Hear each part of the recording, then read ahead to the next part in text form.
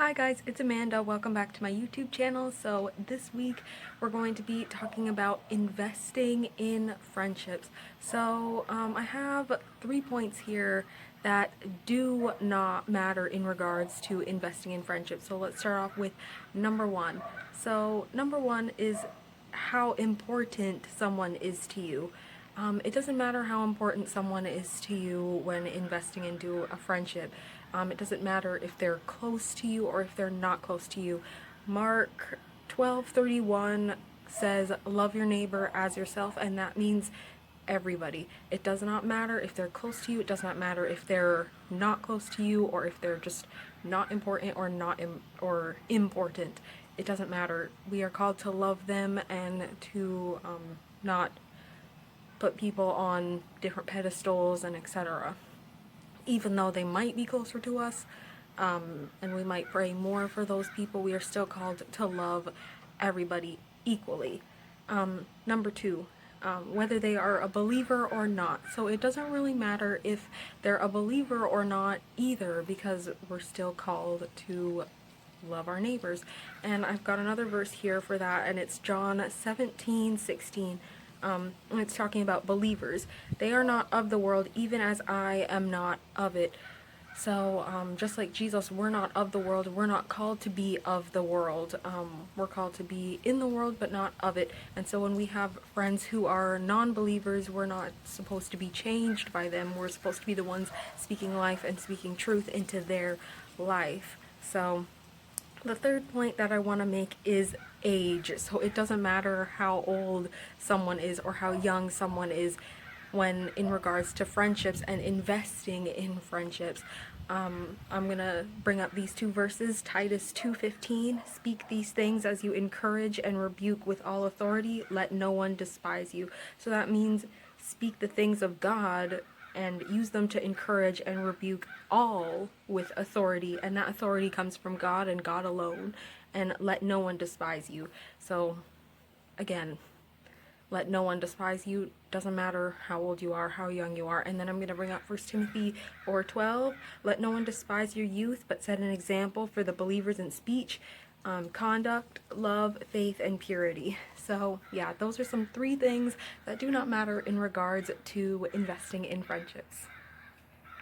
So I want to preference what a real friend looks like to me. So a real friend to me prays for me and I pray for them. We catch up with each other, we talk, and we let each other know when we're praying for each other or thinking about each other. And it doesn't have to be on a daily basis. Oh, I'm talking to you, yada yada yada yada yada. No, it could be far spread apart. Like we could go months without seeing each other, but then when we do see each other, we come back and we like really know how to jump back into being together as friends. And and throughout the entire process we're praying for each other, and throughout the entire months that we don't see each other, we're praying for each other and thinking about each other as well.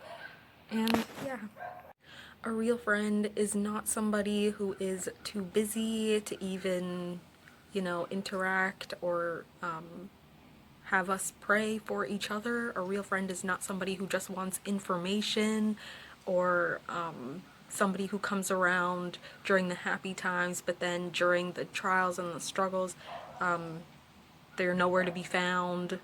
But in your happy time, they're like, oh, everywhere to be seen, and like want to be in on all the action.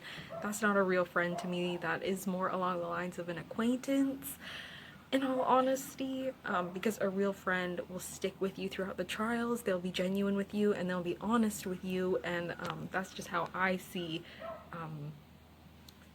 an acquaintance and someone who is not trying to be a genuine friend. So here's how to invest in friendships. Here's my first tip. Be quick to forgive, and I've got a verse that goes along with that, because we know that in our friendships we're not going to be perfect, even with our close friends and even our acquaintances and people in our lives who are not as close.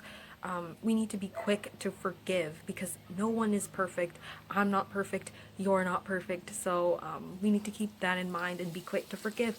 Matthew 6:15 says, but if you do not forgive others their sins, your Father will not forgive your sins. So it's very important to be quick to forgive. And even though you have forgiven someone, sometimes you still remember things and all, and may possibly even hold grudges because of the things that you remember. But it's important to allow the Lord to help you to release those grudges and to release those burdens that you hold from what someone may have done in the past. It's easier said than done, but with the power and the strength of the Lord, it is possible. With this, Ephesians 4:26 says, "In your anger do not sin, do not let the sun go down while you are still angry." So if you're angry with a friend or something like that, let them know the day of, and don't take your anger out in a sinful manner, but be confrontational and gentle with them, because we're all human. Nobody wants to be yelled at. I don't know anybody who wants to be yelled at, so it's best to be gentle. And then Colossians 3:13 says, "Be even-tempered, content with second place, quick to forgive an offense, forgive as quickly as God forgave you." So God quickly forgave us. Whenever we do something wrong and we ask for forgiveness, God's like, bam, it's forgiven. You're redeemed. That is no longer who you are. That sin does not hold you, and we ought to be like that with our friends as well. Number 2 in how to invest in a friendship would be keep in touch with your friends. It's very important to keep in touch with them, because how can you be friends with somebody that you do not keep in touch with? How can you call yourself a friend of somebody that you don't keep in touch with? It's the same with our relationship with the Lord Jesus. How can we say we have a relationship with Jesus when we do not speak to him, when we do not read his word, and etc.? Proverbs 17:17 says, "A friend loves at all times, and a brother is born for adversity." And I think I might have mentioned Proverbs 17:17 a little bit earlier in this video. Maybe I didn't, maybe I did. But it's a very important thing to remember in keeping in touch with friends. And yeah. And the very last point that I want to make is be trustworthy, genuine, honest, and faithful with your friendships. Don't go telling their business off to everybody. If they've entrusted personal information with you, you ought to not tell it to other people who they did not tell to. So yeah, and also a good friend is not a gossip, which goes along with this point as well. So here I want to bring up Zechariah 8:16-17. "These are the things that you shall do. Speak the truth to one another. Render in your gates judgments that are true, and make for peace. Do not devise evil in your hearts against one another, and love no false oath. For these things I hate, declares the Lord." The Lord hates any form of evil, any form of sin, any form of, here where it says, yeah, evil plans and false oaths. Those are the things that the Lord hates. So it's very important for us to abstain from those in friendships, and especially in our godly friendships and friendships with non-believers. We ought to abstain away from what the Lord hates, and to speak truth with one another and be genuine in all honesty, because when it comes down to it, friendship cannot be based on falseness, because what kind of friendship is that? And then I also want to bring up another verse that I've also talked about here on my channel before, or on my IGTV channel, Luke 16:10. "One who is faithful in a very little is also faithful in much, and one who is dishonest with very little is also dishonest in much."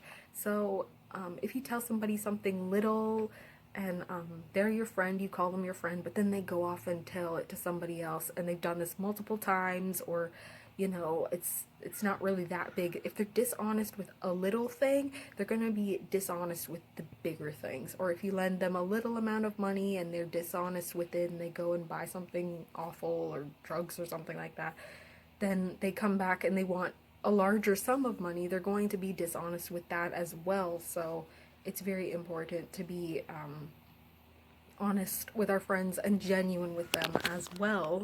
And then the last verse that I want to bring up is Colossians 3:9-10. "Do not lie to one another, seeing that you have put off the old self with its practices, and have put on the new self, which is being renewed in knowledge after the image of its creator." So that's very self-explanatory. If you lie to your friends, how are they your friends? You know, like, friends don't lie to each other, especially in a genuine, deep friendship. there's no lies being told. No one's trying to look better than they are or trying to make things appear better than they are. Everyone's genuine and honest with each other and not trying to one-up somebody else or gossip about someone else.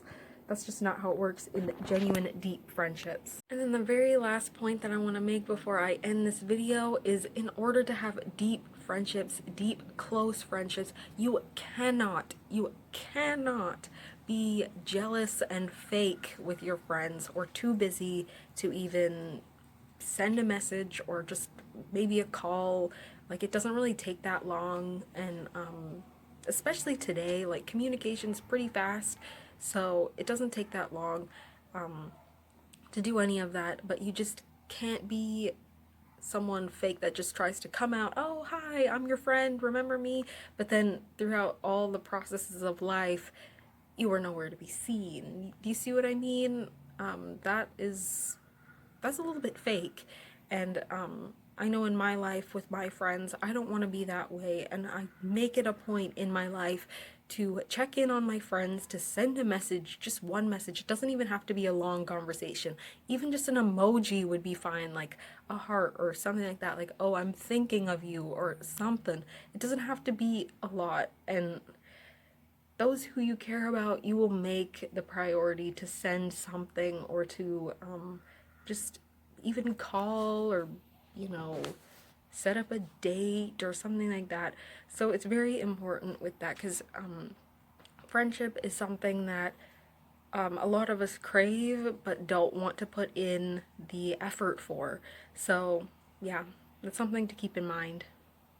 So as you all saw from this video, friendship requires effort on both sides. So yeah, if someone's investing time and putting effort into being someone else's friend, but then that other person is not responding to that, or they're not putting in effort on their part, how is that friendship going to be sustainable? It's not, and it's going to crumble, and then things are just going to, you know, dissipate.